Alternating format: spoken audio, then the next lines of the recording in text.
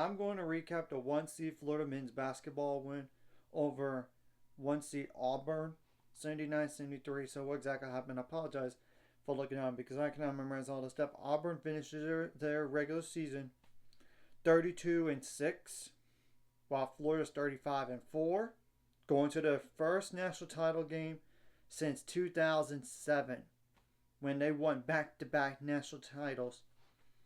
So in the first half, Auburn was up 46-38, but second half, Florida picked up the pace. 41 points while Auburn scored 27. But there's obviously more to the game than that. And that's why I'm going to just go over like the last minute of the game and then the stats.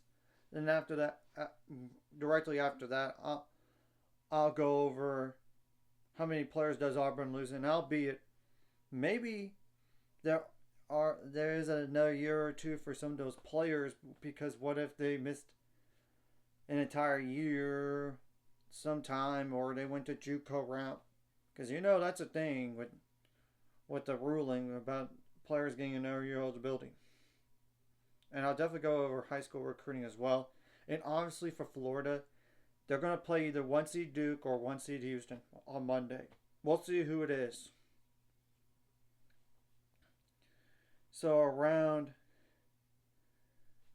53 seconds left, Chad Baker Mazzara turned the ball over. It was 74-68, and around 37 seconds left, Thomas Howe, Haugh, I apologize if I butchered that, made a jumper, assisted by Walter Clayton, and was even fouled on the play by Johnny Broome from Auburn. And Thomas went to the line for Florida and missed the free throw. Chad Baker Mazzara got the defensive board and he made a three around 32 seconds left to make it 76-71. Timeout Auburn. And Florida did call their last timeout. Then they turned the ball around 28 seconds left.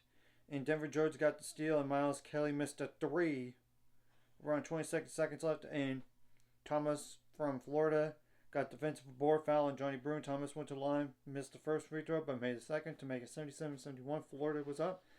And Alex Condon did foul around 18 seconds left. And Taha Pettiford went to the line and made both free throws to make it 77-73. And Chad Baker Mazzara fouled for Auburn, and Thomas went to the line and missed both free throws, which actually Florida got the offensive rebound by Ruben Chinyelu, Chinyelu.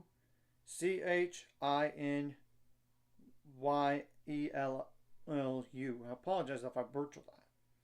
Around 11 seconds left, and Miles Kelly from Auburn fouled on around 9 seconds left. And Watson Clayton Jr. went to the line, made both free throws to make it 79-73. Taha Pettiford missed a three around 5 seconds left, and Watson Clayton Jr. got defensive board, and that was ball game right there.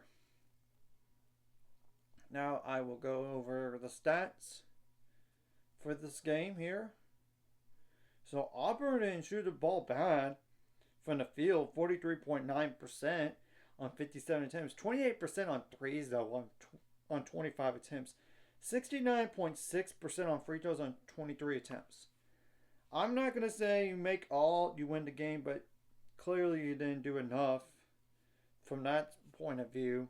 But I'm not going to, at the same time, it's hard to expect to make every single free throw. 30 rebounds, 9 offensive, 11 assists, 11 steals, 3 blocks, 14 turnovers, which most of them came in the second half. 22 fouls, 13 points off the bench, 3 double-digit scores that combined for 15 plus 10, that's 25. 5 plus 18, that's 43 points. And everybody else scored in the game that had 6 or more points. 9 plus 8, that's 17 plus 7. 9 plus 8, that's actually,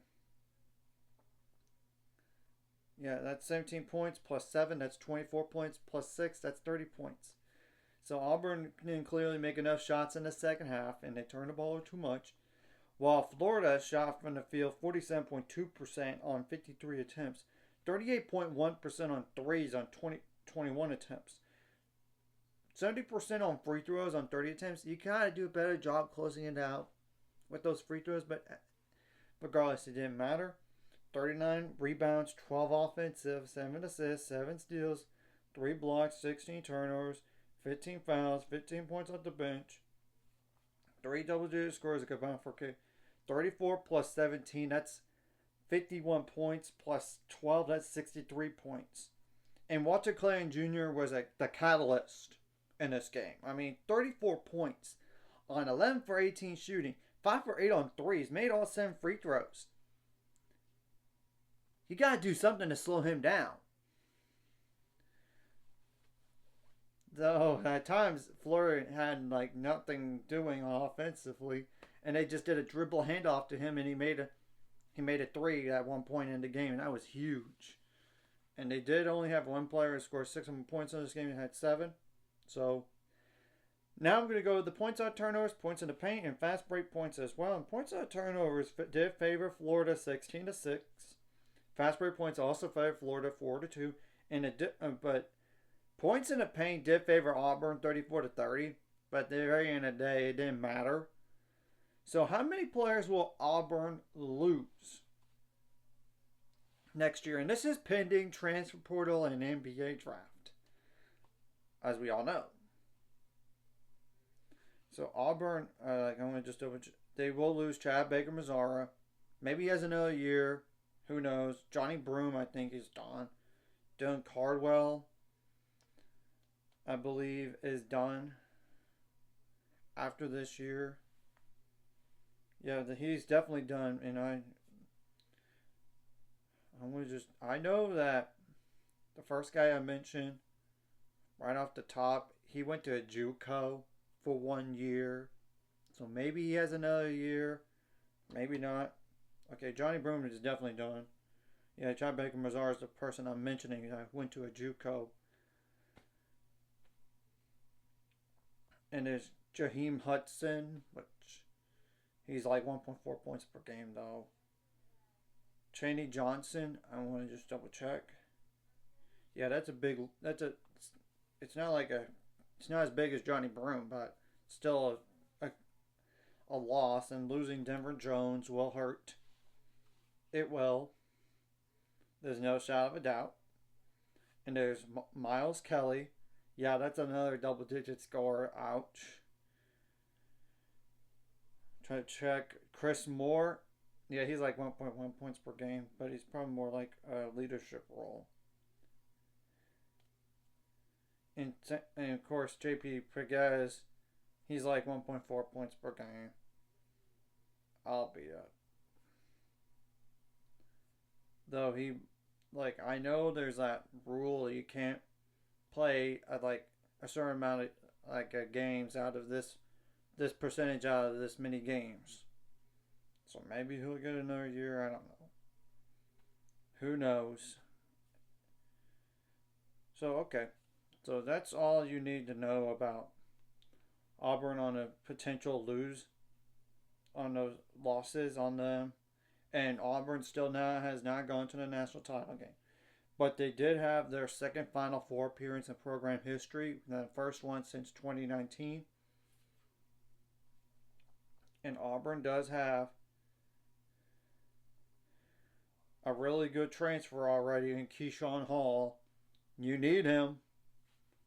And of course, they do have like 4 other guys, like one from Casper College, and the other 3 are like 4 stars according to 247. So they still need to attack the transfer portal. You're going to have to wait and see what happens. And it'll be interesting how they reload for next year. And I'm going to give credit to Auburn. Last year, they lost in the first round. This year, you made it to the Final Four. That's a big step forward. Granted, you wanted to go to the national title game. Or even flat out win it. But you gotta be proud of yourself. And I know it's really painful right now. Especially losing to the same team that beat you at home in the SEC this year. In Florida. So, now Florida, time to get prepared for Duke or Houston. Both of those are really good defensive teams. Houston is one of the best teams defensive teams in the country.